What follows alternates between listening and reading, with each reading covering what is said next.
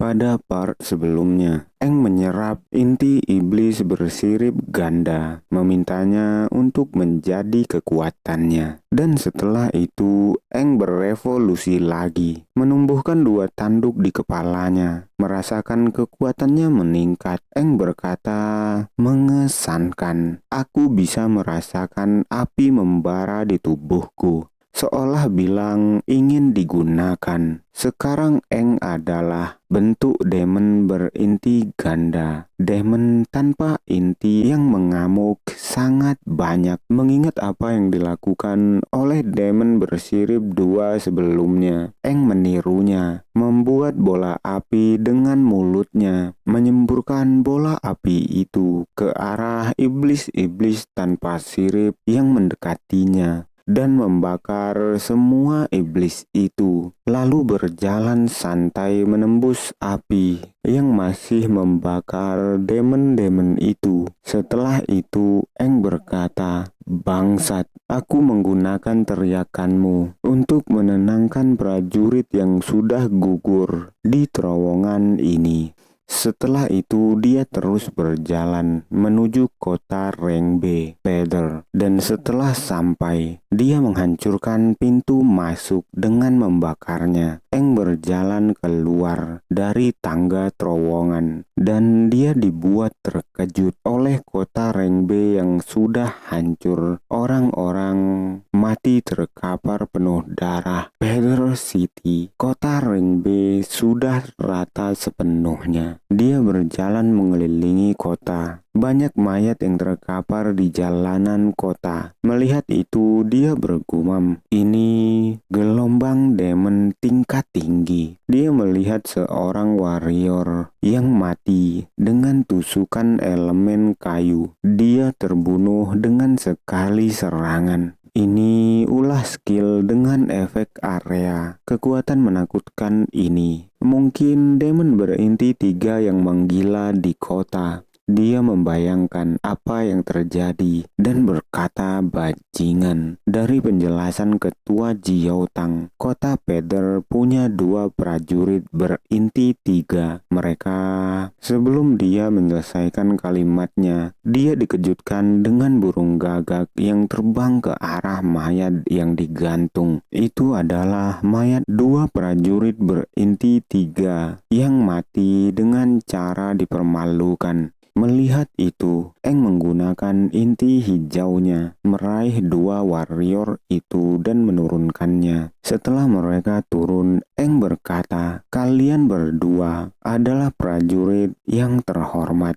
Dia menutup mata dua warrior itu, meminta mereka untuk beristirahat dengan tenang. Karena sekarang mereka bisa beristirahat dengan tenang. Dia membayangkan apa yang terjadi. Benar-benar perang yang mengerikan. Tiba-tiba dia dikejutkan oleh seorang anak memegang pisau berteriak, mengatakan, "Demon sialan, apa yang akan kau lakukan kepada mereka? Dari penampilanmu, kau pasti demon tingkat tinggi, demon yang bisa meniru wujud manusia. Aku selamat berkat mereka. Aku tak akan membiarkanmu mengacaukan tubuh mereka." Dan mendengar suara manusia, ada satu iblis yang mencoba mendekati mereka. Tidak menyadari itu, Eng berkata, "Aku," lalu bergumam, "Penampilanku, sialan. Orang ini mungkin tak akan percaya dengan penampilanku sekarang. Ini akan menjadi sulit." Tapi tiba-tiba iblis menyerang anak itu, membuat Eng sangat terkejut. Tidak hanya satu, dua iblis mencoba membunuh anak itu. Eng melesat maju melihat itu, menendang dua iblis itu sekaligus, lalu menangkap anak laki-laki itu. Dia bergumam berkata, "Bangsat, masih ada demon tanpa inti bersembunyi di kota." Dia meminta anak itu untuk tidak bicara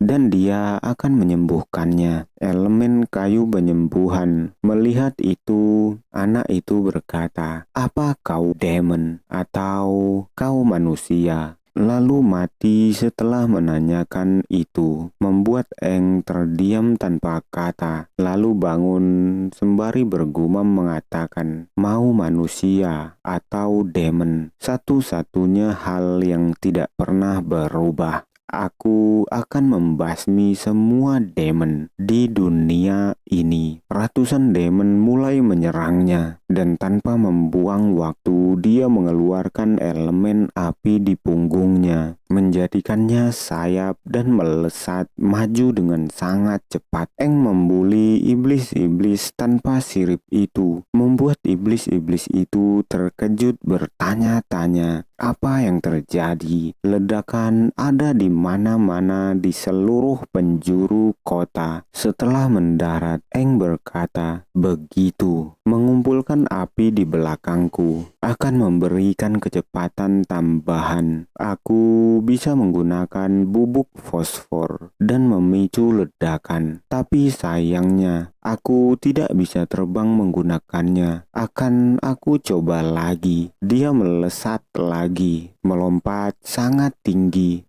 mencengkram leher seorang iblis dan bergumam mengatakan, kalau aku melapisi api pada tubuh demon akan menjadi bom. Setelah melapisi api pada tubuh demon itu, Eng melemparkan demon itu ke arah gerombolannya dan tersenyum berkata, surprise. Ledakan demon itu sangat luar biasa dahsyat. Melihat apa yang terjadi, Eng tersenyum dan berkata, kalau aku mendapatkan api dan melapisinya pada tubuh demon, mereka akan berubah menjadi demon bom. Tampaknya akan semakin menarik kalau aku berkreasi dengan elemen ini. Melihat apa yang terjadi, demon-demon tanpa sirip gemetar ketakutan dan mulai berlarian. Melihat itu, Eng bertanya, kalian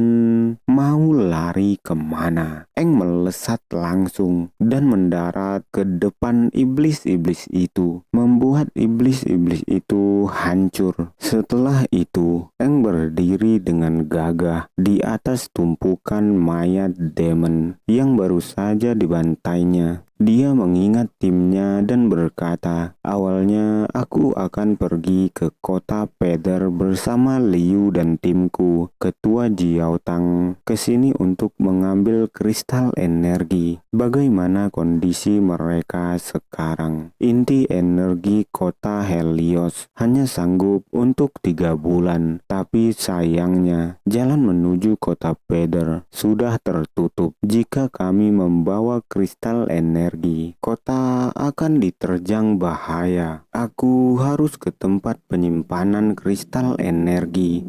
Aku harus membawanya kembali, setidaknya 1 buah, entah bagaimanapun caranya. Aku tidak boleh berlarian tanpa arah. Aku harus memaksimalkan kekuatan yang aku punya. Tiba-tiba dia dikejutkan sesuatu. Dia terkejut karena ternyata kakinya bisa menggunakan elemen kayu. Kristal energi adalah inti sebuah kristal yang dikumpulkan. Jadi pasti ada energi yang bisa dilacak. Aku hanya perlu menyebarkan saraf ke seluruh kota untuk mencari energi tersebut. Dengan begitu, aku bisa mendeteksi lokasi kristal dengan presisi. Setelah memikirkan itu, Eng mulai membuat ratusan akar, bahkan ribuan, keluar dari tubuhnya dan memeriksa seluruh kota. Tidak butuh waktu lama, dia berkata, ketemu. Itu dia. Eng langsung berlari setelah mengetahui di mana tempatnya, di bawah tanah. Pergerakan energinya melemah, tapi seharusnya terlindungi dengan baik. Eng langsung loncat ke bawah, memeriksa apa yang ada di sana. Dia menemukan sesuatu terlihat seperti tower. Eng bergumam mengatakan, ini sistem yang mengelola energi kota Rengbe. Terlihat cukup bagus, tapi kristal energinya tiba-tiba terdengar broadcast otomatis yang meminta seluruh warrior untuk melindungi kristal. Itu membuat Eng terkejut awalnya, tapi berkata, "Syukurlah, pasti di sana kristal itu berada." Eng langsung menuju ke arah itu sembari bergumam berkata, "Tapi aku tak tahu berapa banyak mereka menyimpannya." Setelah sampai, Eng dikejutkan oleh tempat itu yang sudah hancur porak-poranda, mayat warrior, batu energi, dan tembok-tembok penuh dengan goresan. Melihat itu, Eng berkata, "Sialan, demon bangsat itu sudah menghancurkan semuanya, dan para prajurit ini sudah gugur demi melindungi kristal." Sembari menyentuh kristal, Eng bergumam mengatakan, "Ini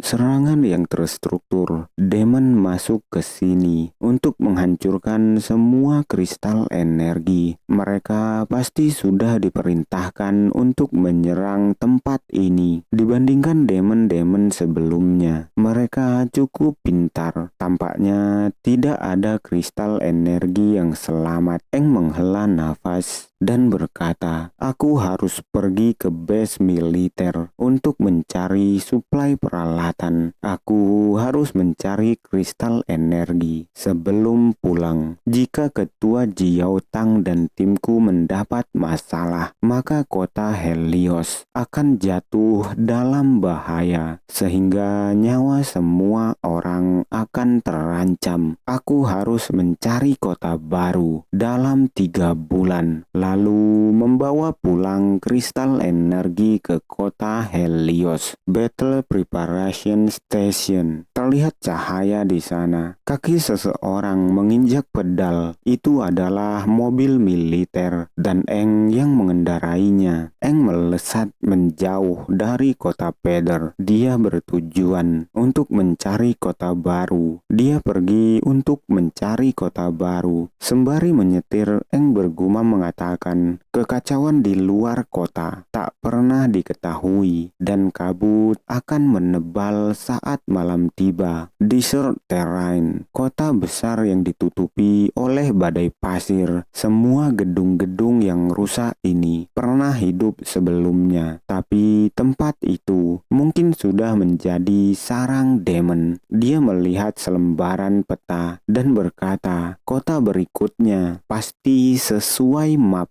di sebelah sini." Terlihat seseorang memantau Eng memutus sebuah tali yang ternyata adalah jebakan untuk menghentikan laju kendaraan Eng. Melihat itu, Eng yang terkejut sontak membanting setirnya, menyelamatkan dirinya dan kendaraannya dari tertimpa kayu-kayu yang besar itu. Setelah berhenti, Eng turun dari kendaraannya bertanya, "Apa itu? Tempat ini demon? Tidak mungkin ada tali jika ini demon. Mungkinkah?" Benar saja, tiba-tiba keluar dan meminta Eng untuk tidak bergerak, lalu bertanya, "Siapa kamu? Apa kau dari Hunting? Sebutkan namamu." Orang itu menodongkan senjata ke arah Eng. Dia berasal dari Hunting Team, prajurit manusia yang tidak hidup di kota. Mereka hidup di tempat yang terasingkan, dan kemampuan mereka cenderung cukup tinggi. Melihat itu, Eng bergumam mengatakan, "Sayang sekali,